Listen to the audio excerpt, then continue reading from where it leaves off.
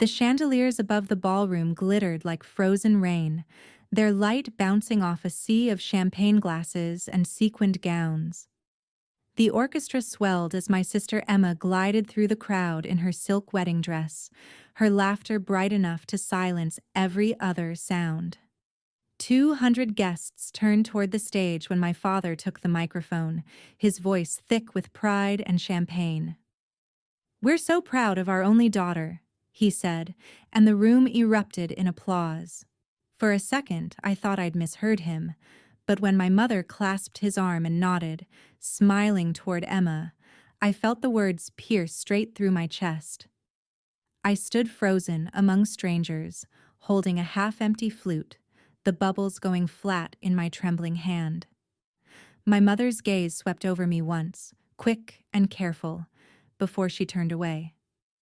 I could hear the laughter, the cheers, the clinking of glasses, all muffled as though I were underwater. I wanted to vanish before the tears reached my throat, so I set the glass down, walked out of the ballroom, and left the applause behind me. No one followed. No one called my name. That was the moment I knew I had ceased to exist in my own family. Outside, the night air was colder than I expected, sharp with sea salt from the Oregon coast. The resort stood on a bluff above the Pacific, the kind of postcard place people booked a year in advance for destination weddings. I walked down the long stone path toward the beach, heels sinking into the gravel, every step echoing inside me. The fireworks hadn't started yet, but I could already hear the crowd counting down to midnight inside the hall. Through the ballroom windows, the lights blurred into golden orbs. My sister twirled under the chandeliers, her veil glinting like a halo. My mother raised her glass high, her perfect hostess smile intact. For a family built on appearances, it was the perfect picture. Perfect, except for the missing daughter. Outside in the dark, I kicked off my shoes when I reached the sand, the cold biting into my toes. The tide was low, waves folding gently over themselves like they were whispering secrets. I wrapped my arms around my body, trying to breathe, but the weight in my chest only grew heavier. I thought about the years I'd driven back and forth from Denver every holiday, the gifts I'd bought, the flowers I'd sent, the endless effort to belong. I thought about how many times my mother had called me too serious, too practical, not like Emma, who brings light into a room. Maybe they had finally decided that practicality wasn't the kind of daughter worth keeping. When I turned back toward the resort, the fireworks began, explosions of gold and white lighting up the sky above the cliff. Cheers rose from the crowd, the sound carrying across the water like celebration and mockery all at once. I whispered, "Happy New Year," to no one, and started walking toward the parking lot, my bare feet leaving uneven prints behind me. In the car, I sat for a long time before starting the engine. My phone kept buzzing, texts from coworkers wishing me a Happy New Year, a few from friends in Denver asking how the wedding was going. I couldn't bring myself to answer any of them. Instead, I stared at my reflection in the rearview mirror, mascara streaked down my cheeks, hair falling loose from its bun. I didn't look like a sister or a daughter. I looked like a guest who had stayed too long at someone else's celebration. When I finally turned the key, the radio came on with a burst of static, then a soft piano melody. I drove down the coastal road, the beams of my headlights slicing through the mist. I replayed the moment again and again, my father's voice, my mother's face, the sound of applause swallowing my existence. Every detail felt rehearsed, even the way they stood together on that stage, a united front. It wasn't a slip of the tongue, it was a declaration, and it worked. No one in that room questioned them. They had erased me so completely that even I was starting to fade. I stopped at a lookout point halfway to town. Below, the ocean spread out like a black mirror, reflecting the last sparks of fireworks from the resort. I leaned against the car, closed my eyes, and tried to remember the last time my parents had said they were proud of me. I couldn't. Maybe when I got my MBA, maybe when I bought my apartment downtown, but pride in my family always came with conditions. They loved results, not the person who delivered them. My phone vibrated again. This time, it wasn't a text. It was an email notification. The subject line caught my eye. Finalize transfer property title 315 Ocean View Drive. It was from Astoria Bank, the one my parents used for everything. My name was on the CC line, probably out of habit since I used to handle their online payments years ago. I tapped it open without thinking, and the words blurred under the glow of the dashboard.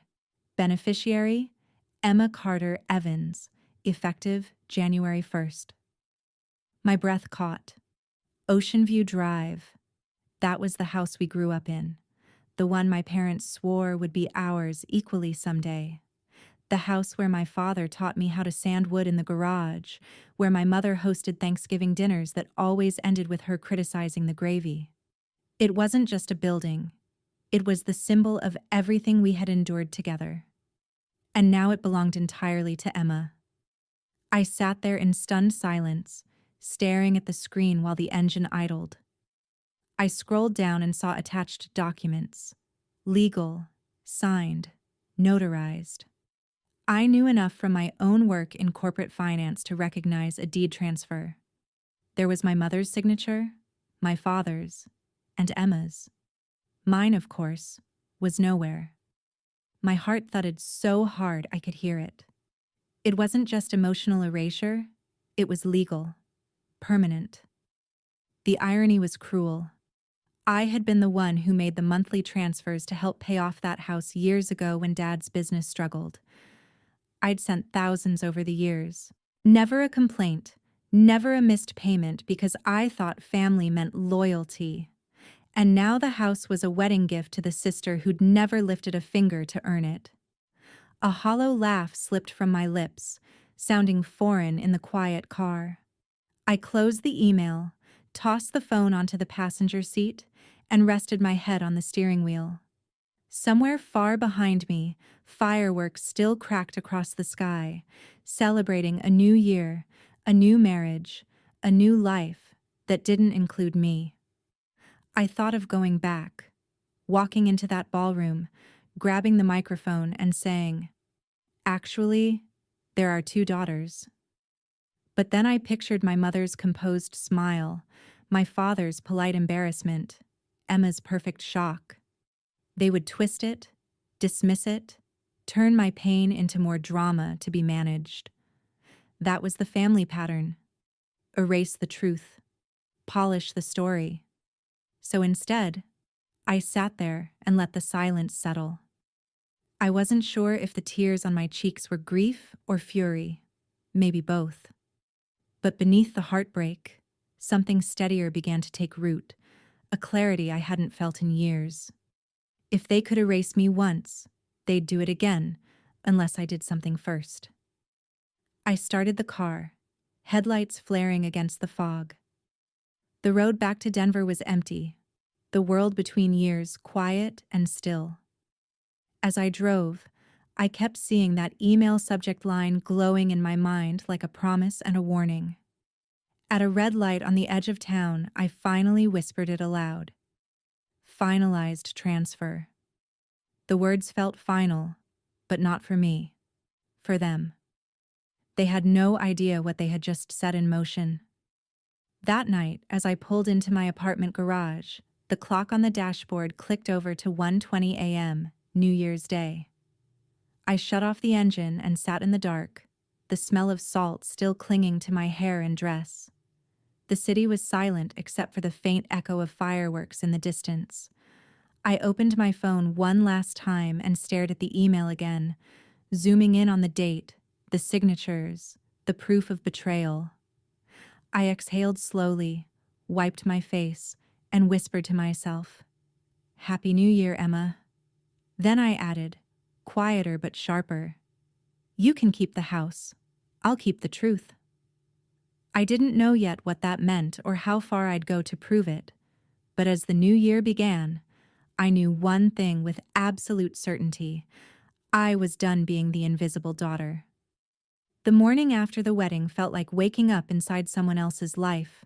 The dress I'd worn still hung on the back of a chair, wrinkled, reeking of salt and champagne. I made coffee but couldn't drink it.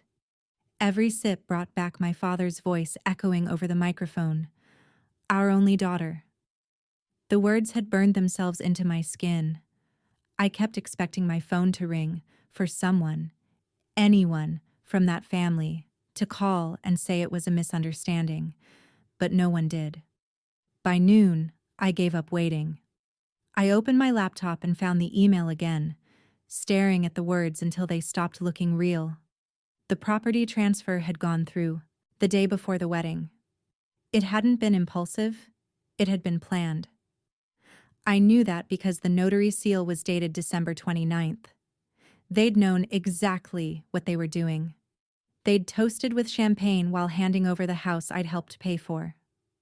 I opened the files again, combing through every line of legal jargon. There were payment records, signatures, bank routing numbers I recognized. My father's careful penmanship, the same looping R he used to sign my birthday cards, was beside my mother's perfect cursive, Margaret Carter, and beneath it, Emma's new name, Emma Carter Evans. The deed now listed her as the sole owner of 315 Ocean View Drive. There wasn't even a mention of me. My hands shook as I scrolled through the fine print. Executed and recorded, it said. My father had taught me that phrase years ago when I helped him file business contracts. Once it's executed, he'd said, it's done, no going back.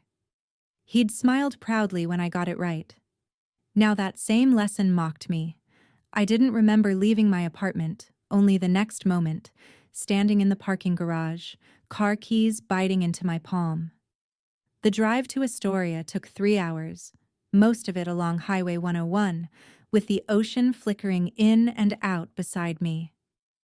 Every mile I drove, my anger tightened into something sharper, more focused. I wasn't going to scream. I wasn't going to cry. I was going to find out what else they'd hidden. By the time I reached Ocean View Drive, the sky had turned the color of pewter. The old house stood quiet, the same white clapboard siding and green shutters I'd grown up staring at from the back seat of my dad's truck. It looked smaller than I remembered, almost fragile. There was a "just married" sign still hanging on the front porch railing, tattered by the wind. 2 champagne flutes sat forgotten on the steps. I parked across the street and sat for a minute, gripping the steering wheel. I hadn't been here since Thanksgiving. My mother had spent that entire weekend talking about Emma's wedding, every sentence a soft criticism disguised as concern. You'll come alone again, Lauren. No date? You know your sister was worried you might feel left out. I'd brushed it off, not realizing how literal that prophecy would become. The front door opened before I could knock. My father stood there, wearing his plaid robe, hair sticking up. He looked older than I remembered, his face slack with surprise. Lauren, what are you doing here? I held up my phone with the email pulled open. You want to explain this? He blinked, confused for a second, then sighed. Let's not do this here, honey. Come in. Your mother's resting. Inside, the house smelled of lemon cleaner and wilted flowers. Half-empty champagne bottles lined the counter. The dining room table was still covered with gift bags and tissue paper. I remembered wrapping paper fights, birthday cakes, the way Emma used to hide under that table when Mom got angry. Now it all looked staged, like a museum of memories. Dad gestured toward the living room. Sit down. I'll make coffee. I don't want coffee. I want to know why you transferred the house to Emma. He ran a hand through his hair, avoiding my eyes. It's complicated. It looked simple to me, I said. You gave away the only thing left that tied this family together. He sat across from me, shoulders sagging. Emma's got 2 kids now, Lauren. She needs stability. You're fine on your own. You've always been fine. Fine, I repeated, laughing once, a hollow sound. That's what you call it? Paying your mortgage for 5 years while you pretend everything's okay? He looked startled. You didn't have to. But I did. I cut in. Because you asked. Because you said family helps family. His silence was answer enough. I heard footsteps on the stairs, then my mother's voice, calm and polished as ever. What's all this noise? She appeared in the doorway, still immaculate in her silk robe, hair brushed, lipstick fresh. Lauren, she said, as though I were a surprise visitor, not her daughter confronting betrayal. You should have called first. I figured you might hang up. She sighed. You're upset. I understand. But really, darling, this isn't as dramatic as you think. Not dramatic? My voice rose. You announced at a wedding that you had one daughter and then legally erased me from the house I helped pay for. What word would you use? Her eyes hardened. We didn't erase you. You're doing well. You have your career, your independence. Emma needed a home, and I didn't. You don't have children. You don't have responsibilities. That was the line that broke me. You think I don't have responsibilities? I've been your safety net for 8 years. Dad stood suddenly. Enough. We're not turning this into a shouting match. I looked between them. Two people who had once been my compass, now strangers wearing familiar faces. You didn't even tell me. You didn't give me a chance to understand or object or, God forbid, agree. Mom's expression softened slightly, though I could tell it was calculated. Lauren, honey, we just wanted peace. Families change. We did what we thought was best. For whom? I asked quietly. For the family or for your reputation? The question hung in the air. My mother's lips pressed into a thin line. My father turned toward the window. For a moment, the only sound was the ticking of the old mantel clock. Then Mom said softly, You're too emotional about these things. Always have been. I almost laughed again. No, Mom. I'm just done pretending. She frowned. Pretending what? That this is a family. I grabbed my bag and walked to the door. My father said my name once, but I didn't look back. Outside, the air was colder, sharper. I didn't know where I was going, only that I couldn't breathe inside that house another second. I ended up at the old workshop behind the garage, the place where Dad used to build furniture for extra money. The lights were off, but the faint smell of sawdust still lingered. On the workbench sat one of his unfinished projects, a chair missing its seat. I ran my fingers along the frame, tracing the familiar grooves. A half-empty jar of nails sat nearby, a reminder of every Saturday we spent here when I was 9, learning how to hold a hammer without hitting my thumb. I remembered him telling me, if you want something to last, you have to build it strong, even if no one sees the work inside. I wondered if he ever realized how much that advice applied to me. When I came back around the front, a silver SUV was pulling into the driveway. Emma stepped out, still glowing with the aftertaste of her wedding. Her dress had been replaced by a cream sweater, her hair tied up, diamond ring catching the light. Lauren, she said, surprised, what are you doing here? I crossed my arms. Visiting what used to be my home. Her smile faltered. Oh, you heard. I read. She shifted uncomfortably. Mom said you might take it the wrong way. There's a right way to steal from your sister? Lauren, please. It's not like that. They wanted to make sure the kids had a stable place. You're always so busy. You don't even live here. Her words hit the same nerve my mother had pressed earlier. Independence used as justification for erasure. I stared at her. This woman who shared my face, my history, but not my guilt. You could have told me? She looked down. I didn't know how. You say that a lot when it's convenient. her eyes filled with tears. I didn't ask for this. I nodded. No, but you didn't refuse it either. She turned away, and for a second I almost softened. But then I remembered the email, the signatures, the laughter echoing as they toasted their only daughter. Compassion and anger twisted together inside me until they were indistinguishable. I walked back to my car, the gravel crunching beneath my heels. Emma called after me, voice trembling. Lauren, wait. I didn't. When I reached the end of the driveway, I looked back one last time. The house glowed warm behind me, golden in the afternoon light, beautiful, hollow, borrowed. As I slid behind the wheel, my phone buzzed, a message from an unknown number. We need to talk. I have information about your parents' financial transfers. T.S. My heart skipped.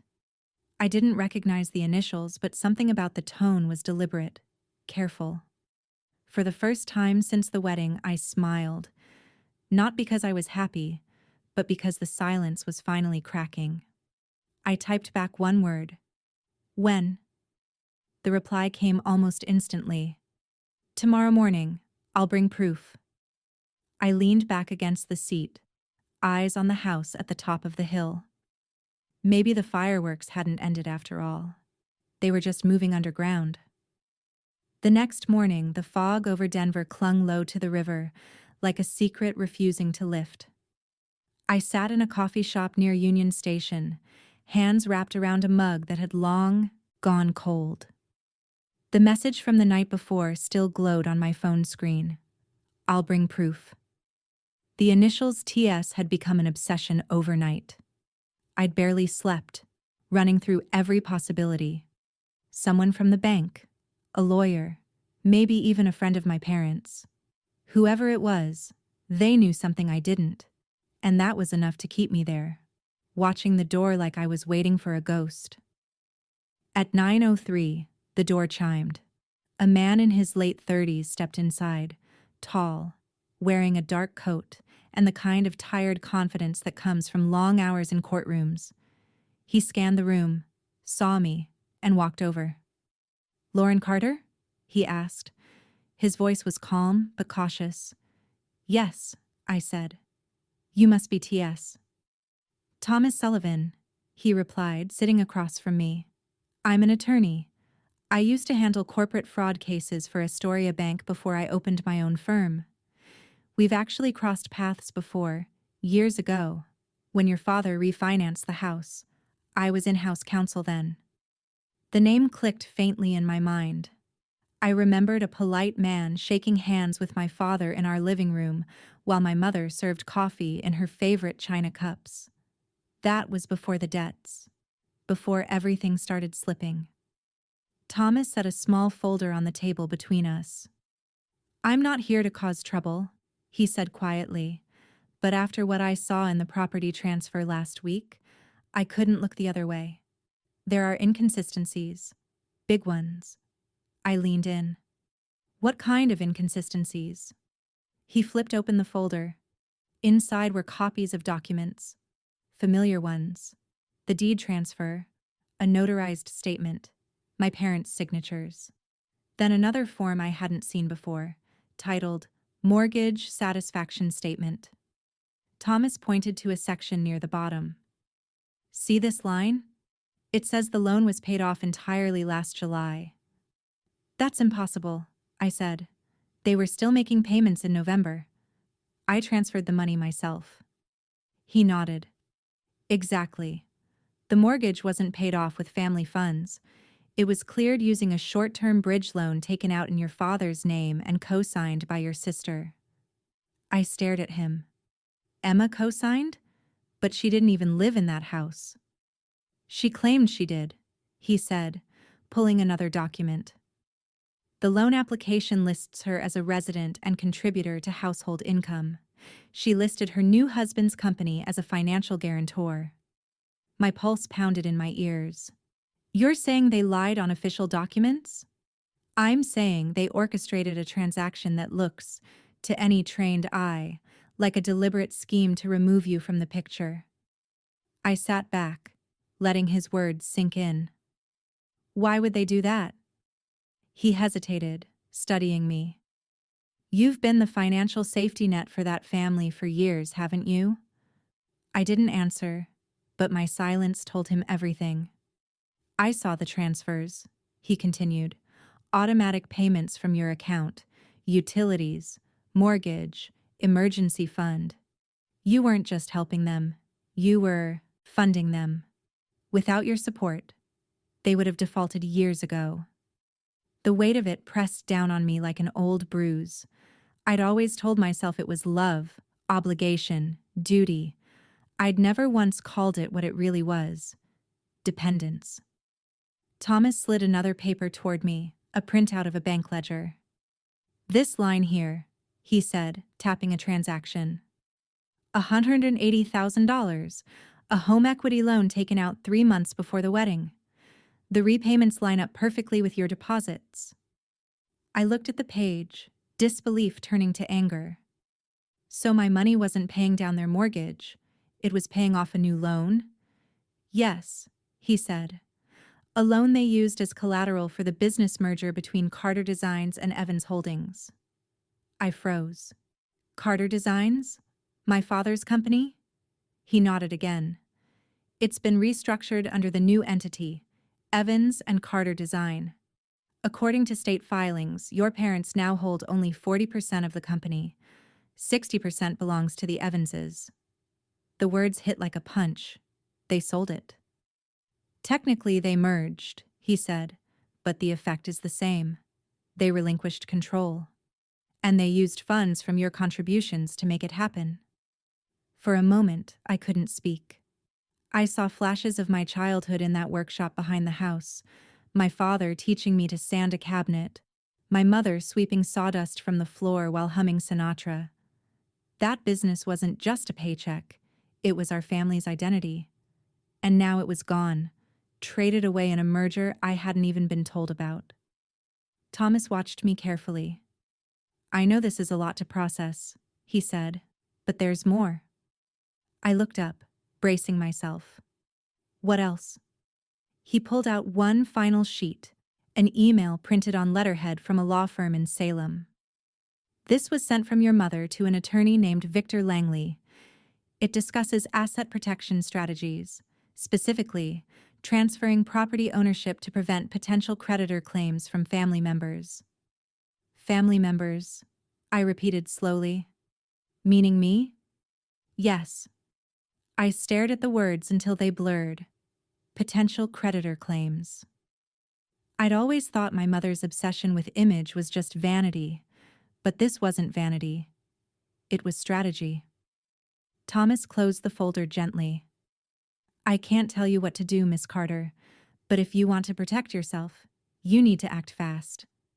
Once these transfers are finalized through the corporate registry, undoing them becomes almost impossible. I exhaled shakily. What would that look like? I can file a preliminary injunction to freeze any assets tied to your name or your money. You'll need documentation of every transfer you've made to your parents' accounts, every loan, every payment. Do you have records? Yes, I said automatically. 8 years' worth. He smiled faintly, though there was no amusement in it. Good. That's the first time I've seen being overly organized work in someone's favor. A small, unsteady laugh escaped me. I always thought it was just another way of keeping control. Sometimes control is survival, he said quietly. We sat in silence for a moment, the noise of the cafe fading behind us. I thought about my parents sitting in that big house, the same one I'd kept afloat for years, celebrating a wedding that doubled as a business transaction. I thought about Emma signing documents she probably didn't even read, smiling for photos while the ink dried on my exclusion. What happens if I do nothing? I asked. He looked at me carefully. They'll move on without you. The company, the property, the family estate. It'll all pass to your sister's name. And you'll still be the one who paid for it. The sentence landed like a truth I already knew, but had refused to name. I nodded slowly. File it. He studied my face. You're sure? I'm sure, I said. If they wanted to make me invisible, they're about to regret how well I learned to watch. Thomas nodded once, stood, and extended his hand. Then we'll start today. I'll send you the paperwork. When he left, I sat there a long time, staring at the folder. The fog outside had lifted slightly, sunlight filtering through the glass. People walked by, laughing, carrying takeout cups, their lives untouched by betrayal. I envied their ignorance. By the time I got back to my apartment, the numbness had hardened into resolve.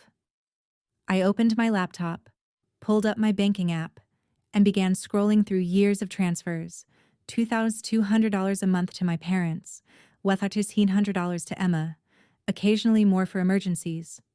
I created a spreadsheet, labeling every payment. When I reached the total, my stomach twisted. $352,000. I closed the computer and looked around my apartment.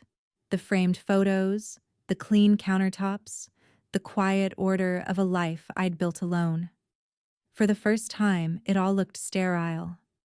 I'd spent years trying to earn my family's approval, but all I'd bought was distance. That night, as I sat on the balcony with a glass of wine, I replayed my father's voice in my head. We're so proud of our only daughter.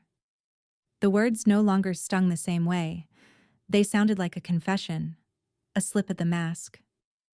I stared out over the city lights and whispered to myself, let them be proud. Then I opened my phone, found Thomas's number, and texted, send me everything you have on Carter Designs tomorrow. I'm going to Astoria. The reply came a minute later. Understood. Brace yourself, Lauren. What you'll find might change everything. I smiled into the dark. Good, I said aloud. That's the point. Astoria was gray when I arrived, the kind of gray that seeps into your bones. The harbor sat still, boats tethered to the docks like they'd given up on movement. I parked outside Carter Designs and stared at the new sign bolted over the door. Evans and Carter Home Design. The paint was fresh, the letters shiny, as if someone wanted the world to forget what used to be there. I sat in the car for a full minute before stepping out, breathing in the familiar scent of cedar and sea air. For a second, I thought about turning around, pretending none of this mattered. But I wasn't built for pretending anymore. Inside, the bell above the door jingled. The showroom smelled like lemon polish and varnish. The walls gleamed with catalog-perfect furniture, sleek tables, glass fixtures, modern lighting that looked nothing like the pieces Dad used to make. A young woman behind the counter looked up from her computer, startled. Hi there, can I help you? I smiled faintly. Maybe. I used to work here. Oh, you must be Mrs. Evans's sister, she said brightly. She was in earlier, checking on the new shipment. The words hit like a slap. I nodded slowly. That's right, I said, my voice tight. I'm the other daughter. Her smile faltered, confusion flickering across her face. Would you like to speak to Mr. Carter? He's in the back office. I followed her past the display tables to my father's old office. The door was half open, and I could hear the clack of a keyboard, the smell of coffee and wood polish making my chest ache with memories. Saturday mornings spent here, sanding wood, counting nails, watching Dad sketch designs on yellow notepads. I knocked once and stepped inside.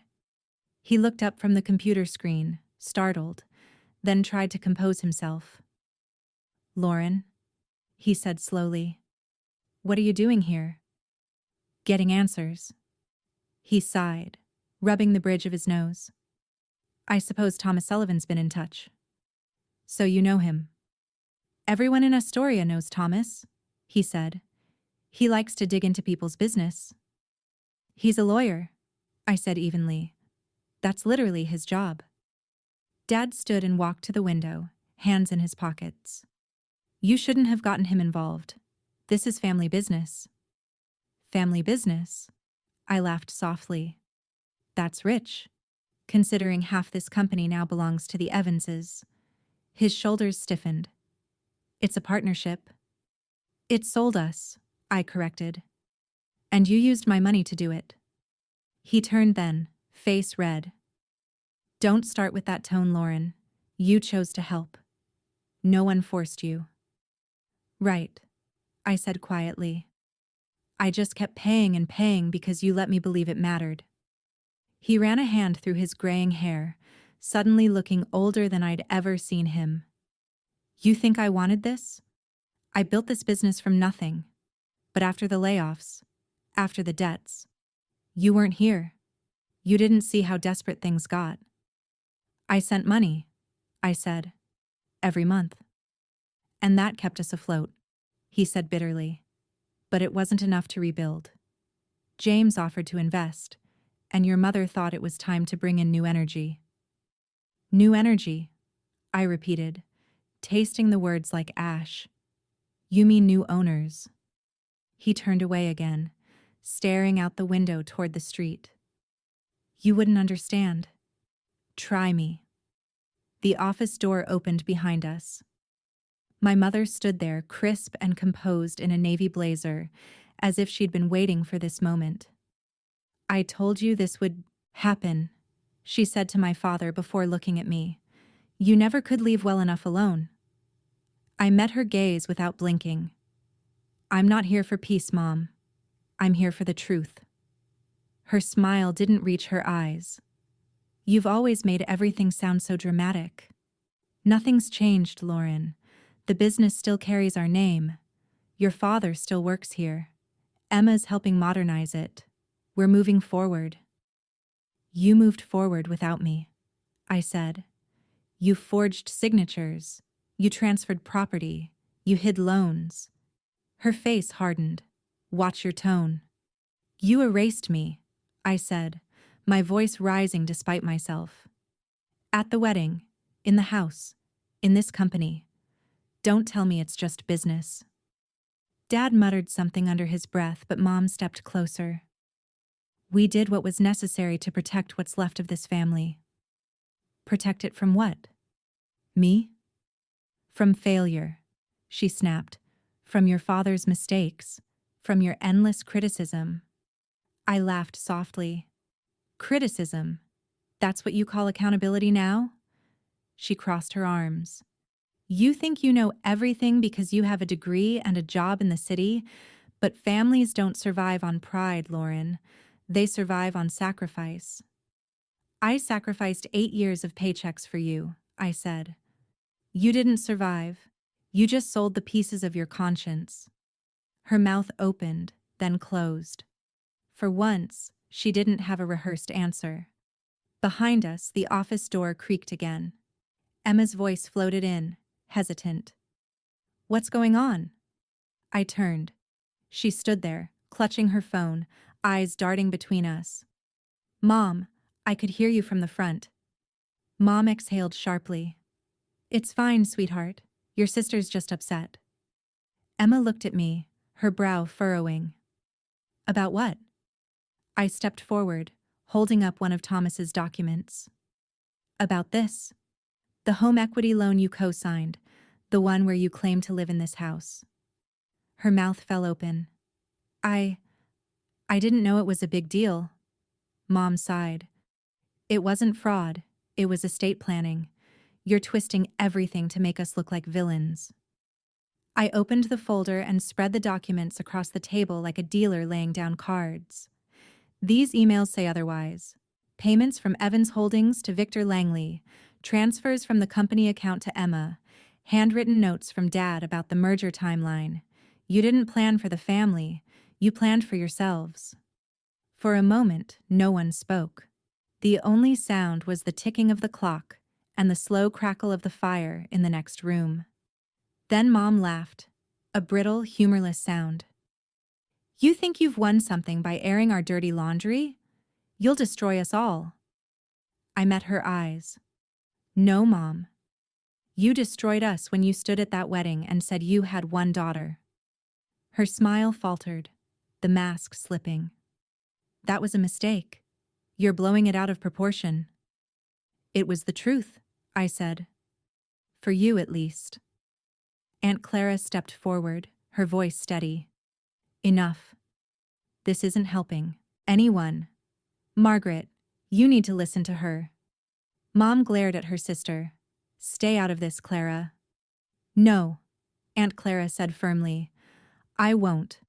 I watched you take and take from that girl for years. I watched her keep this family afloat while you smiled like nothing was wrong. You don't get to rewrite the story now. Dad's hands trembled slightly as he reached for his glass again. We didn't mean to hurt her. But you did, Aunt Clara said. And now you need to own it. Emma started crying softly, her voice barely above a whisper. I didn't want any of this. I thought it would bring us closer. I looked at her, feeling something close to pity. You can't build closeness on lies, Emma. It collapses eventually. James shifted uncomfortably beside her, but said nothing. His silence told me everything I needed to know. He was here for damage control, not redemption. Mom stood abruptly. This is absurd. You all sound like children. Lauren, you can't sue your own family. I stood too. I can when they commit fraud. Her eyes flashed with something between fear and fury. Do you have any idea what this will do to your father's health? To our reputation? I don't care about your reputation, I said. You cared about it enough for all of us. Dad's voice broke through the tension, low and weary. It wasn't supposed to go this way. I thought the house would make things easier. Easier for who? I asked. For Emma? For you? Because all it did was show me exactly where I stand.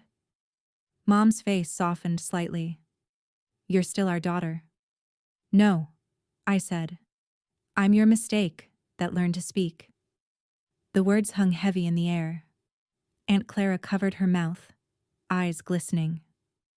Emma looked down, shaking her head, tears slipping silently onto the tablecloth. Dad pushed back his chair and stood, his voice cracking. We just wanted to keep the family together.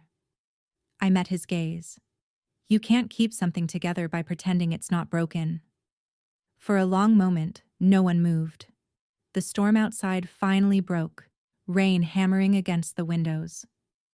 Mom stood there, staring at the papers on the table, her hand trembling slightly. This will ruin us, she whispered. I gathered the documents and slid them back into the folder. No, Mom, I said quietly. It'll save me. I turned toward the door, but before I could leave, Aunt Clara caught my arm. Her voice was low, steady. That took courage, she said. I nodded, my throat tight. It shouldn't have had to. When I stepped outside, the rain hit my face like ice, but it felt clean, freeing. Behind me, the argument began again, my mother's voice sharp, my father's softer, broken, Emma's crying filling the spaces between their words. I walked down the path to my car, lightning flashing across the lake. My phone buzzed with a message from Thomas. The media got wind of the case. Expect calls tomorrow. I typed back, let them talk. The truth deserves an audience. As I started the engine, I glanced once more at the house. Through the window, I could see Aunt Clara standing over my mother, her face pale but resolute. They built their empire on silence, I whispered. Now it's time the silence burns. I pulled away from the house, the rain blurring the road ahead, but I didn't slow down. The story broke 2 days later. My phone started vibrating before sunrise, lighting up with notifications from numbers I didn't recognize. By the time I opened my email, the subject lines told me everything. Local designer faces family fraud allegations. Carter family business under investigation. Sister's lawsuit sparks feud in prominent Astoria family. The world I'd grown up in, the carefully curated image of respectability my parents had built, was cracking in public, and somehow that made it worse for them than losing money ever could. When I got to work, even my assistant couldn't meet my eyes. "You're trending on Reddit," she said softly. "Someone leaked the court filings." I didn't need to ask who. There were only a handful of people who had access, and none of them were strangers to manipulation. Thomas called within minutes. "Don't respond to anyone," he said before I could speak. "No interviews, no statements. Let the documents speak for themselves." "They already are," I said. "And everyone's listening." He hesitated. "You're not safe in Astoria right now. The Evanses are panicking, and your family's trying to control the narrative. Stay in Denver until we get the injunction approved." But I couldn't, because the longer they spun their version of the story, the easier it became for people to believe it. That afternoon, I drove to Astoria. The town felt smaller, tighter, like everyone was whispering behind windows. As I passed the coffee shop near the harbor, I saw Mrs. Reed, my mother's old friend, watching me from inside. When our eyes met, she looked away, pretending to be fascinated by her pastry. Outside Carter Designs, a small crowd had gathered. The new sign gleamed in the sunlight, but the reporters out front made it look like a crime scene. "Miss Carter, do you have any comment about the allegations? Did your family really forge your signature? Is it true your parents transferred assets to your sister to avoid inheritance claims?" Their voices blended into a single suffocating hum, cameras flashing. I kept walking. Inside, the showroom was eerily quiet, the front desk empty, the lights dimmed. Then I saw her, my mother, standing by the display window, her reflection fractured in the glass. "You shouldn't have come," she said without turning.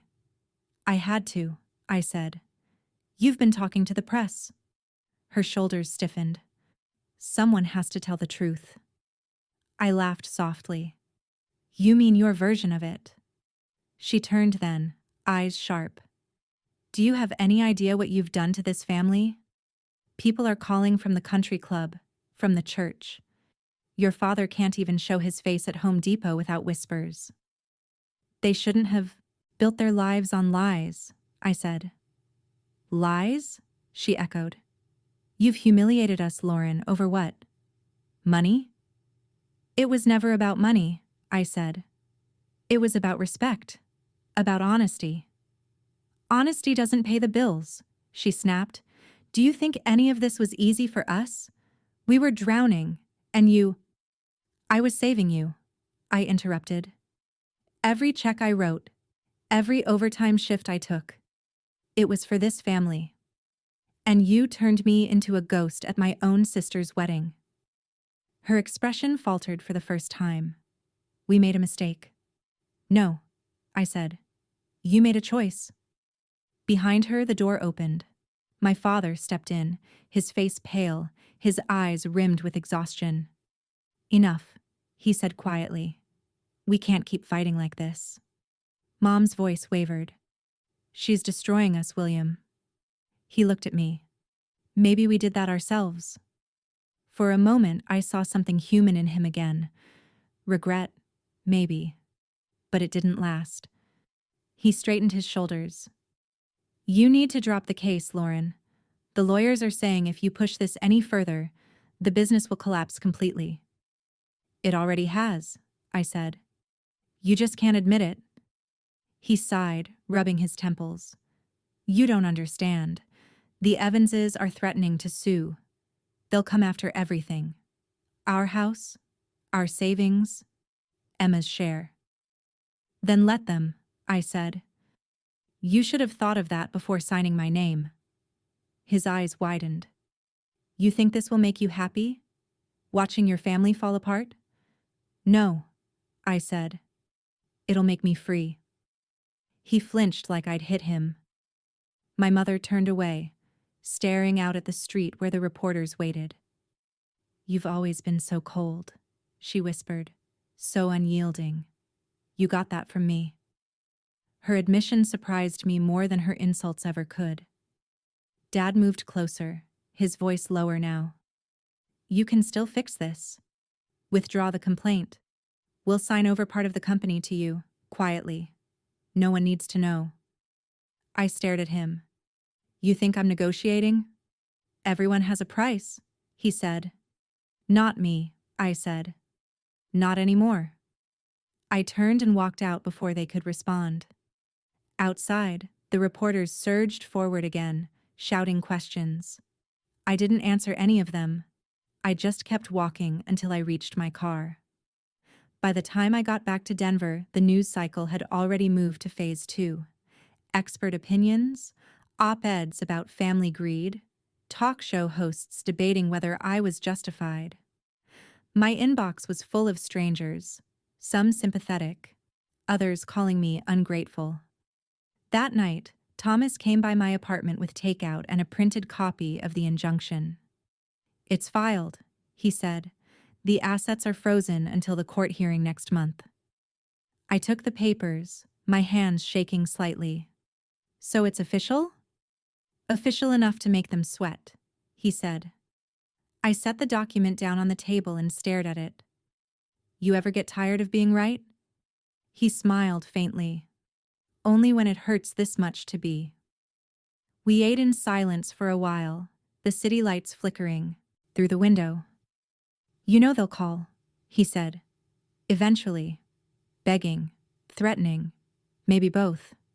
I won't answer.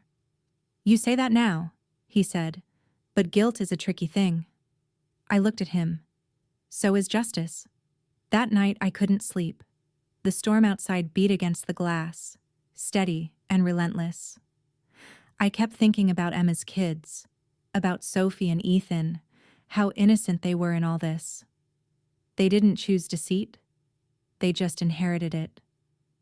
Around midnight, my phone buzzed. It was a message from an unknown number. You think you've won, but you don't know what James is capable of. I stared at it, heart pounding. Then another came seconds later. Back off before someone gets hurt. The air in the room seemed to thin. I took a screenshot and sent it to Thomas. Guess who's playing dirty now? He called immediately. Stay inside, he said. Lock your doors. I'll call the police in Astoria. I hung up and double-checked every window, every latch. My pulse refused to settle. When the apartment finally went quiet again, I sank onto the couch, the document folder still on the table in front of me. Through the glass, lightning flashed over the skyline. I whispered to myself, you can't scare me anymore. But deep down, I wasn't sure if I believed it.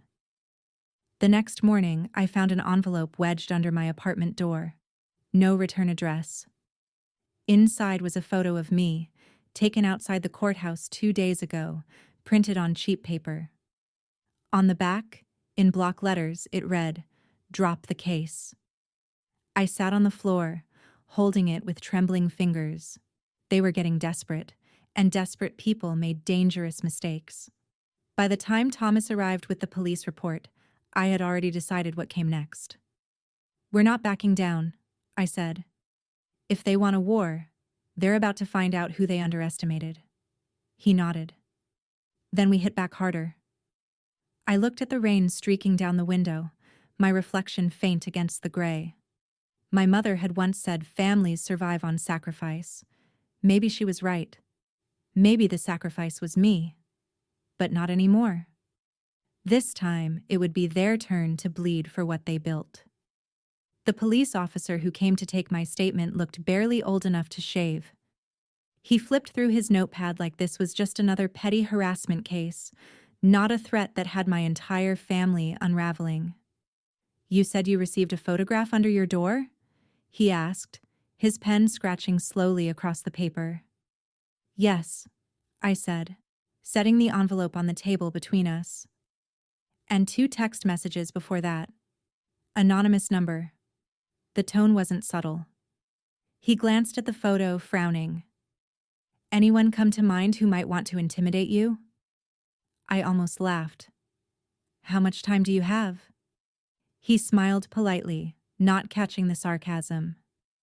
We'll run the number. Most of the time, these things come from burners. Nothing traceable. But we'll do our best. His best didn't sound reassuring. After he left, Thomas stood by the window, arms crossed, staring down at the rainy street. This is escalation, he said quietly, which means someone's scared. James, I said without hesitation. He's the only one with that kind of arrogance. My parents wouldn't send threats. They manipulate, not intimidate. Thomas nodded. Then he just made his first mistake. People like him get reckless when they lose control. I sank onto the couch, exhaustion pressing down like gravity. What now? Now, he said. We tighten security, document everything, and wait for the court date. The injunction gives us leverage. We don't need to provoke them. But patience had never been my strength. That evening, as thunder rolled over Denver, I opened my laptop and started digging. Evans Holdings was a fortress of shell companies and real estate ventures, but there was one division that caught my eye: Construction. It had been losing money for 2 consecutive years, hemorrhaging cash into consulting fees and acquisition costs, the same language that had appeared in my family's bank records. It wasn't hard to see the pattern. James had used my parents' company as collateral to cover his failing projects. When the merger happened, he didn't just gain control of Carter Designs, he gained access to my money. At midnight, I sent Thomas an email with the subject line, "He's laundering funds through the merger." He called within minutes. "Are you sure?" "Almost. The accounts line up too perfectly to be coincidence. He's hiding debt under the name of the new company." Thomas exhaled. "If that's true, this case just went from family dispute to corporate fraud." I rubbed my temples. "And if it's not? Then we make damn sure it becomes one," he said. The next morning, the news got worse. Aunt Clara called, her voice trembling. "Lauren, your father collapsed last night. They took him to St. Vincent's." I went still. "Is he?" "He's stable," she said quickly, "but it's bad. You should come." I didn't want to. Some part of me hated that I still cared, that the same man who had looked me in the eye and told me to drop my case could still pull me home with one phone call. But there was no choice. When I walked into the hospital room, the beeping machines filled the silence that words couldn't. My father looked small against the white sheets, oxygen tubes looping around his face. Mom sat beside him, her makeup smudged, her eyes hollow. Emma was pacing near the window, clutching a phone she wasn't really using. When she saw me, she froze. "You came." "I did," I said quietly. "How is he?" Mom's voice was brittle. "A minor heart attack. The doctor said stress was a factor." Her gaze cut into me, sharp as glass. "Don't," I said. "Don't you dare blame this on me." Emma turned, her voice trembling. "He's scared, Lauren. He thinks you're trying to destroy us." "I'm trying to stop the lies," I said. "If that destroys what's left, that's on him." Mom stood suddenly, her voice rising. "You've turned this family into a spectacle. Reporters outside the house, our names in headlines. Do you have any idea what you've done to us?" I stared at her, something inside me going still. "Everything you did was hidden behind closed doors for years." "I didn't ruin the family, Mom. I just turned on the light." She flinched but said nothing. Dad stirred slightly, opening his eyes. "Lauren," he whispered, his voice weak. "You came." I stepped closer, my anger softening just a little. "Yeah, I came." He reached for my hand, his grip fragile, trembling. "Your mother. She was just trying to protect us." I swallowed hard. "From what? Accountability?" "She's strong," he murmured, fading again. "Stronger than you think." I wanted to say something, anything, but the words caught in my throat. A nurse came in and ushered us out gently, saying he needed rest. Outside the room, Emma caught my arm. Lauren, please. Maybe this is a sign. Maybe it's time to stop. I looked at her, seeing the same pleading I'd seen since we were kids, when she wanted me to clean up her messes. I stopped once, I said. And look what it cost me. I walked away before she could answer. That night, I stayed at a small motel near the harbor, the walls thin, the air heavy with the smell of rain and cheap detergent. I couldn't sleep, so I opened my laptop again. The bank records Thomas had sent glowed on the screen. Transfers between Evans Holdings and offshore accounts. Numbers that didn't add up. Then, in one column, a notation caught my eye. E.H. Carter Equipment Liquidation Fund. A series of payments made out to a name I didn't recognize. Daniel Strauss. I called Thomas immediately. Who's Daniel Strauss? He sounded half asleep. Why? He's on the books. Large transfers, hundreds of thousands, through the merger accounts. Thomas was silent for a moment, then said, Lauren, that's James's CFO. He was fired last week. No explanation. Where is he now? I don't know, but if he's smart, he's sitting on evidence. I closed my laptop slowly. Then we find him. The next day, Thomas used his contacts to track Strauss down. He was living in a rented condo on the outskirts of Salem. After a few calls, he agreed to meet. He wants immunity, Thomas said. He says what he knows could burn everyone. When we arrived, Strauss looked like a man who hadn't slept in weeks. His hands shook as he poured coffee into mismatched mugs. You're the sister, he said, the one they cut out. That's me, I said. What do you know about the merger? He laughed bitterly. Everything. James has been using your family's business to wash construction losses for years. The merger was his way to bury it all. Your parents went along because they thought it was a rescue, but he used your money, every cent, to cover his debts. That's why the Evans accounts were always flush. They weren't earning. They were stealing. Thomas leaned forward. Do you have proof? Strauss nodded and slid a flash drive across the table. Emails, bank transfers, invoices, all of it. James even forged state documents to move funds offshore. My heart hammered in my chest. Why are you helping us? He gave a hollow smile. Because I'm tired of cleaning up his messes. And because I know how he reacts when cornered. You're going to need protection. When we left, Thomas locked the drive in his briefcase. This is the smoking gun, he said. If even half of what's on here checks out, the Evanses are done. As we stepped outside, the wind howled across the empty parking lot, carrying the smell of rain and ocean salt. For a long moment, neither of us spoke. Then I said, He's not going to go down quietly. Thomas nodded. No, but neither are you. That night, I drove back toward Denver, my mind spinning with everything Strauss had said. My father's tired voice, my mother's denial, the flash drive heavy in Thomas's briefcase. It all blended into one relentless thought. They had built their empire on my silence, and now I was going to dismantle it piece by piece. As I crossed the city line, my phone buzzed with a new message. No number, just one sentence.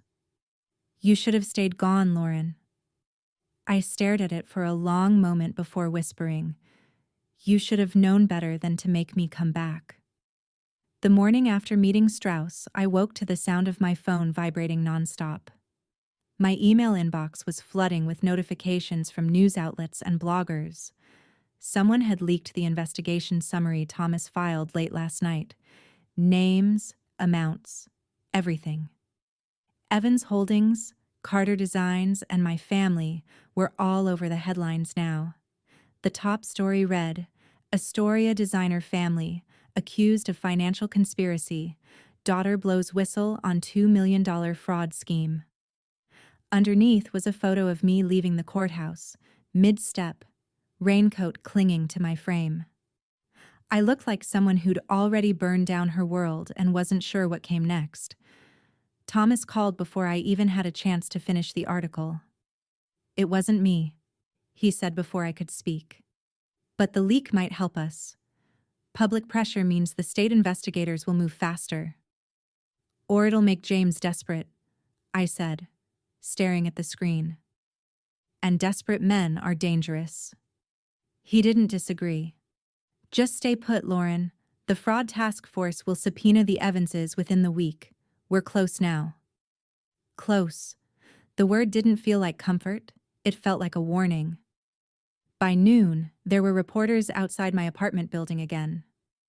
I turned off my phone, packed a small bag, and drove north toward the coast. I didn't tell Thomas where I was going, but I knew I needed space to think, away from headlines and court filings and the smell of betrayal that clung to everything in my life lately. I ended up at my father's cabin near Cannon Beach, a weathered little place surrounded by pines overlooking the gray Pacific. It had been our refuge once. He used to bring me here after long weeks at the shop, teaching me how to sand wood and read the tides. Back then, life felt simple, honest. Now, even the sea looked guilty. I unlocked the door and stepped inside. Dust floated in the air like old memories. The air smelled faintly of salt and cedar. Everything was just as he'd left it. The same checkered blanket over the couch, the same cracked coffee mug on the counter. I was still standing there when I heard the crunch of tires on gravel outside. My body went cold. I hadn't told anyone I was coming. Then the door opened and Emma stepped in. For a moment, neither of us spoke. She looked pale, her hair pulled back, eyes red from crying. "I figured you'd come here," she said softly. "You always run to the ocean when you need to think." I kept my voice steady. "You shouldn't be here. I had to talk to you." "About what?" "Damage control?" Her chin trembled. "About Dad." My stomach tightened. "What about him?" She hesitated. "He knows about Strauss, the flash drive, all of it. James told him last night." "How does James even—" I stopped. "Of course. He's monitoring everything. Go on." "Dad's terrified," she said. "Mom's in denial. James is furious. He says if you don't drop the case, he'll drag you down with him." I laughed, sharp and humorless. "That's his best strategy? Threaten the person who has nothing left to lose?" "Lauren, please," she said. "This isn't just business anymore. James isn't stable. He's been drinking, calling lawyers, talking about moving money offshore before the injunction hits." "Good," I said. "Let him dig his own grave faster." She took a step closer. "He said something else. Something about Dad's old accounts. How your money wasn't the only thing he used. He said there's more at stake than you realize." My pulse quickened. "What does that mean?" She shook her head. "I don't know, but Dad looked terrified when he said it." I turned toward the window, watching waves crash against the rocks below. "He's hiding something. Maybe that's why he collapsed." Emma's voice softened.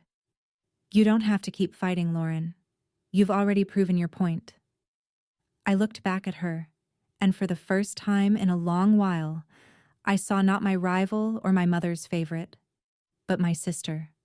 The girl who used to sneak into my bed during storms and whisper secrets under the covers.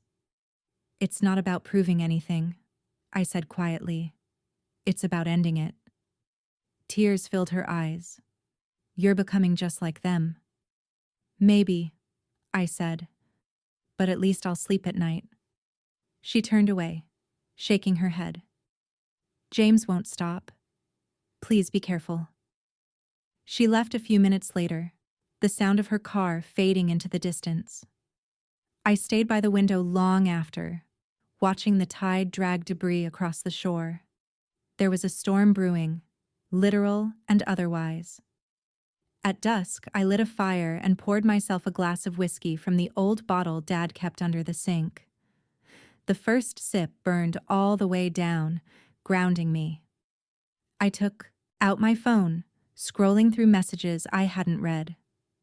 Among them was one from Thomas, time-stamped an hour earlier. "Call me ASAP. Urgent." When I called, his voice was tense. "We've got a problem. Strauss is missing." I sat up straight. "What do you mean missing?" "His condo was broken into this afternoon. Laptops gone, flash drives gone. Neighbors said they saw a black SUV around noon, no plates." My heart pounded. "The files? Did you back them up?" "I did," he said. "But they'll assume I didn't, which means you're next on their list." I looked at the dark window, my reflection flickering in the firelight. "Let them come," I said. "I'm done hiding." Thomas swore under his breath. "You don't get it. These aren't people who lose gracefully. I'll send someone to stay with you tonight." "I'll be fine." "Lauren," he said, voice sharp. "Lock your doors. Promise me." "I promise," I said. But when I hung up, I didn't move. Hours passed. The fire dimmed. The wind howled against the cabin. Then, somewhere outside, I heard a car door slam. Every muscle in my body went still. I turned off the lamp, heart hammering through the thin curtains. I saw headlights flash once, then go dark. Footsteps crunched on gravel. I grabbed the fire poker, moving silently toward the window. The front porch creaked. Whoever it was, they weren't rushing. They were confident. A shadow passed the glass, then 3 slow knocks echoed through the door. "Who is it?" I called, my voice steadier than I felt. No answer. Another knock, harder this time. I inched closer to the peephole. The porch light flickered, casting a half-lit view of a man's outline. He wasn't James. He wasn't my father. He was someone I didn't recognize.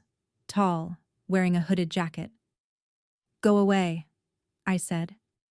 The man leaned closer to the door, his voice low, almost polite. "Miss Carter, I have a message." "From who?" "From someone who thinks you've made a very dangerous mistake." My throat tightened. "Tell him I'm not done making them." He chuckled softly. "Suit yourself." Then the footsteps receded. A car engine started. Headlights swept across the trees before vanishing down the road. I stayed frozen for several minutes, the fire poker still in my hand, before finally locking every window and door in the cabin. My hands were shaking as I reached for my phone. Thomas answered on the first ring. "Someone was here," I whispered. They knew my name. "Get out of there," he said. "Right now." "I can't. It's late and the roads are flooded." He cursed under his breath. "I'm sending a patrol car. Stay inside. Don't open that door for anyone." I ended the call and sank onto the couch, staring at the flames as they slowly died down. Outside, the storm hit full force, wind howling through the trees. Somewhere deep inside, fear twisted into resolve. They thought they could scare me into silence. They thought I'd back down the way my parents always did. But they'd underestimated me. The next morning, the police found fresh tire tracks near the cabin, leading toward the old highway. No fingerprints, no plates, no trace of who would come. But I didn't need proof anymore. The warning had told me everything I needed to know. The Evanses were desperate, and desperate meant sloppy. I stared at the ocean beyond the pines, waves breaking violently against the rocks, and whispered, "You wanted a war, James. Now you've got one." By the time I drove back to Denver, the city felt like a different world. The morning sky was brittle blue, and the air had that raw chill that always came before spring. I hadn't slept. My head was pounding, my thoughts still looping around the knock on the cabin door and the man's voice saying I'd made a dangerous mistake. Thomas met me at his office before I even called. He looked like he'd aged 10 years overnight. "You scared the hell out of me," he said as soon as I walked in. "Do you have any idea how bad this could have gone?" "I'm still standing," I said. "That's not the point." He rubbed his temples. "I filed a motion this morning to put the case under federal jurisdiction. Once the feds are involved, you'll have protection. But you need to lay low." "Laying low isn't exactly my specialty," I said, dropping my coat on the chair. "Clearly." He handed me a coffee and a folder. "You need to see this." The financial task force traced a series of offshore transfers tied to the merger. The final recipient, a Cayman Islands account under James Evans's name. I felt a dark satisfaction settle in my chest. "So it's confirmed. Money laundering." "Yeah," Thomas said grimly. "And your parents' signatures are on 3 of the authorizations." I exhaled, staring at the papers. They really signed everything he put in front of them. "They trusted him," Thomas said. "Or maybe they were too scared to lose him." I shook my head. "No. They weren't scared of losing him. They were scared of losing what he made them look like." Before he could respond, his phone buzzed. He answered, listened, then swore softly. That was Detective Harris. They found Strauss. Alive, but barely. By the time we reached the hospital, the place was crawling with law enforcement. Strauss had been found unconscious in his car outside a rest stop north of Salem, carbon monoxide poisoning, the report said. They were calling it an attempted suicide, but Thomas's face told me he didn't buy it. In the ICU, Strauss looked ghostly pale, tubes running from his arms. When he opened his eyes and saw me, his expression shifted from confusion to dread. "Don't talk," Thomas said gently. "You're safe now." Strauss's voice was barely a whisper. "They knew about the flash drive, about the emails." Thomas leaned in. "Who?" Strauss swallowed hard. "James. And your father. He told him where to find me." My chest tightened. "My father?" Strauss's eyes flickered toward me. "He said he just wanted to fix it. Said James would make it right. I didn't know they'd try to kill me." The monitor beside him beeped faster. A nurse stepped in, motioning for us to leave. Out in the hallway, Thomas's expression was grim. If Strauss is telling the truth, this isn't just fraud anymore. It's criminal conspiracy and attempted murder. I felt numb. My father wouldn't, but I stopped myself. I'd said those words too many times before. Thomas's phone buzzed again. Another call, another piece of bad news. "The Evanses are cleaning house. Their offices are being emptied as we speak. If they move the assets out of state, we'll lose jurisdiction." I didn't even think. "Then we stop them." "Lauren, that's not your job. Let law enforcement handle this." "I've trusted other people to handle it my whole life," I said. "Look where that got me." That night, I drove to Astoria again. The streets were quiet, washed in moonlight. I parked outside Carter Designs and watched the lights flicker in the showroom windows. My mother's car was there. So was James's. I walked up the path, each step fueled by something deeper than anger. Resolve. When I opened the door, their voices hit me first. "You said this would stay private," Mom hissed. James's voice was steady but cold. "I said I'd contain it. I didn't promise miracles." "You forged her name," Dad snapped. "We trusted you." James laughed softly. "You trusted me because I'm competent, William, because you were drowning. Don't start pretending you didn't know how deep the water was." I stepped into the room. "Then maybe it's time we all stop pretending." They froze. My mother's hand flew to her chest. "Lauren, don't," I said. "Don't say my name like it still means something to you." James turned, eyes narrowing. "You shouldn't be here." "Neither should you," I said. "But here we are." Dad looked exhausted, older than I'd ever seen him. "Lauren, please. This isn't what it looks like." "It's exactly what it looks like," I said, holding up my phone. "I have Strauss's statement. The police know about the attempt on his life. You think they won't connect that to the people who had the most to lose?" James smirked. "You really think I'd leave fingerprints?" "No," I said, stepping closer. "But you left a trail of money, and that's harder to wash off." He took a step forward, his tone dropping to a low hiss. "You have no idea who you're dealing with." "Actually," I said, "I finally do." Before he could respond, red and blue lights flashed outside the window. The sirens cut through the night, sharp and final. Thomas had followed me, and he'd brought backup. Police stormed in within seconds, the air filling with orders and the sound of shuffling feet. James raised his hands, laughing like this was some elaborate misunderstanding. My mother started crying. My father just sat down, his shoulders slumped, eyes hollow. Detective Harris read out the charges: fraud, forgery, conspiracy, attempted manslaughter. I watched James's smirk fade when they said no bail. As they led him away, he glanced back at me. "You think this ends with me?" he said, his voice low enough that only I could hear. "Your family was never innocent." When the door shut behind him, the room went eerily quiet. Mom reached for me, but I stepped back.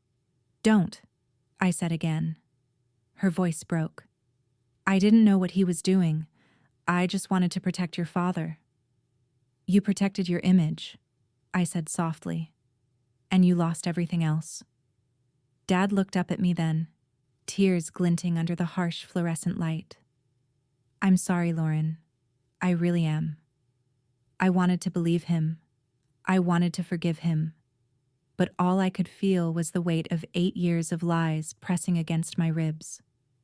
Thomas appeared beside me, placing a gentle hand on my shoulder. "It's over," he said. But it didn't feel over. It felt hollow, like the aftermath of a fire. Everything still smoking, but the flames already gone. The next morning, I woke to the news that James had confessed. Not everything, not the full scope of the laundering, but enough to implicate my parents and save himself from a lifetime sentence. The Evanses' empire collapsed overnight, their accounts frozen, their offices sealed. My parents were released pending trial, but their reputations were destroyed. Astoria turned on them fast. The same people who'd toasted their success at Emma's wedding now whispered behind their backs at the grocery store. Emma called me that afternoon. "They're moving out of the house," she said quietly. "Mom can't stand the reporters. Dad's talking about selling." I didn't know what to say. I just nodded, even though she couldn't see me. "Was it worth it?" she asked after a long pause. I looked out the window, the Denver skyline stretching beyond the Platte River. "Ask me when I can breathe again," I said. When I hung up, I realized something strange. For the first time in years, my phone was silent. No missed calls, no frantic messages, no one asking for money. Just silence. It didn't feel like victory. It felt like freedom, and it was heavier than I'd imagined. That evening, Thomas came by with takeout again. "They're calling you a whistleblower now," he said, handing me the bag. "Some are even saying hero." I smiled faintly. "You think I look like a hero?" He shrugged. "I think you look like someone who survived." We ate quietly, watching the city lights flicker against the windows. When he left, I stood on my balcony for a long time, the cold wind biting at my skin. Down below, Denver moved on. Cars, lights, laughter. The world didn't stop just because mine had burned down. For the first time, I was okay with that. A year later, spring returned to Denver like an apology. Soft light through open windows, the smell of lilacs from the park below, and the kind of quiet that doesn't demand explanation. I woke before sunrise most mornings now, not because of anxiety, but because peace had become a habit. The world felt different when it wasn't built around fixing other people's messes. I stood on my balcony with a mug of coffee, watching the city wake up. The news had finally stopped mentioning my name months ago. The trial had ended with guilty pleas from James and a negotiated settlement from my parents. They avoided prison but lost almost everything: business, house, reputation. Carter Designs was liquidated, the proceeds going toward repaying defrauded investors. The house on Ocean View Drive was auctioned off to strangers who probably thought it was just another charming coastal home.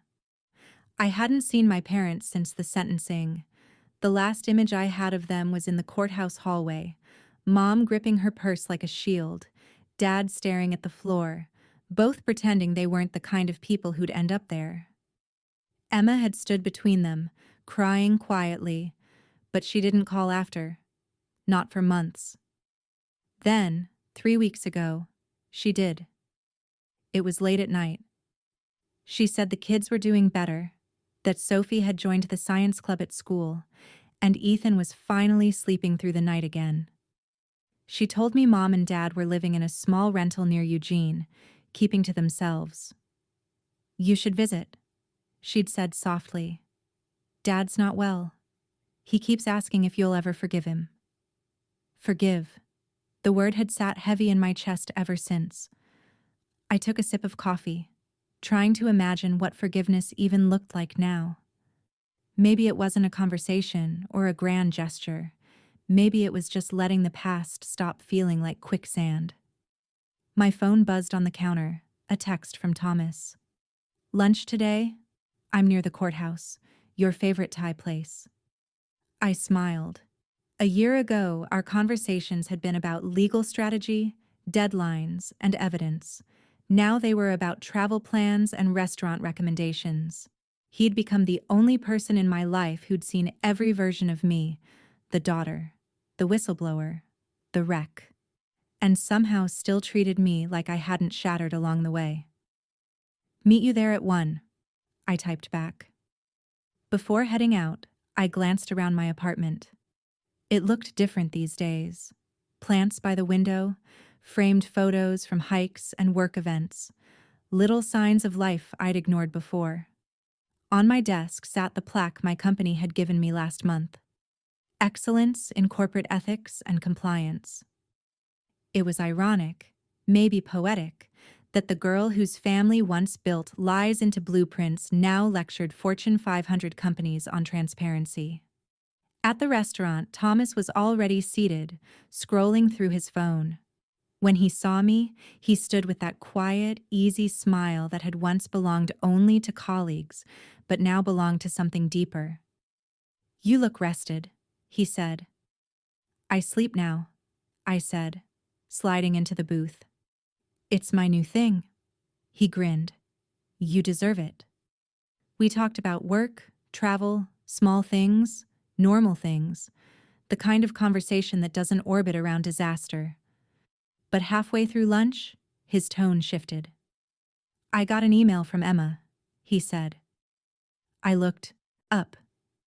"You did?" He nodded. "She wanted to know if I'd pass along a message. Your father's condition is worse. Heart failure. The doctors don't think he has much time." The fork paused in my hand. "When?"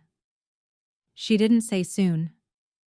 The noise of the restaurant blurred around me, the clinking of dishes, the murmur of conversations, the steady hum of life continuing. I felt like I was watching it all from behind glass. Thomas reached across the table.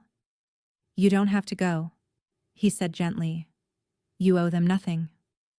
I stared at the condensation sliding down my water glass. Maybe not. But I owe myself an ending. 2 days later, I drove to Eugene. The highway was quiet, bordered by pines just beginning to show their first hints of green. I hadn't been back to Oregon since the trial. Every mile felt like walking backward through time. Their new place was a modest one-story rental near a retirement community. I parked across the street and sat for a moment, watching the curtains flutter. When I finally knocked, it was Mom who opened the door. She looked smaller somehow, the woman who'd once commanded every room now standing in front of me wearing a faded sweater, her hair unstyled, her eyes tired but clear. For a long moment neither of us spoke. Then she whispered, "You came." I nodded. Emma called. Her lip trembled. "He's been asking for you." Inside, the house smelled like chamomile tea and antiseptic. Dad was in a recliner by the window, a blanket over his knees, an oxygen machine humming beside him. He turned his head when he heard me and tried to smile.